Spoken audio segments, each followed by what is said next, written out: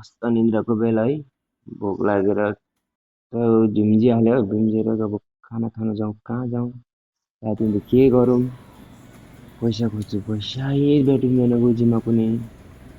अब पसमा हेरौँ भनेको, पसमा यसरी हेरेको त पस त सबै खाली रहेछ अब। सेलेरी आएको 5 दिन भएको छैन, पस त सब खाली रहेछ है। अब कहाँ खानु जाने, के गर्ने?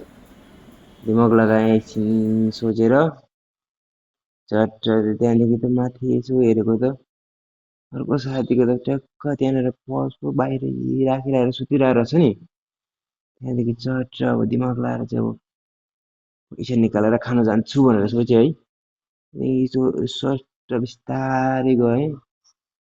पस चाहिँ निकाल्नै लागेको थियो, मान्छे त आँखा त यसो हेरेको, आँखा त खोलेन।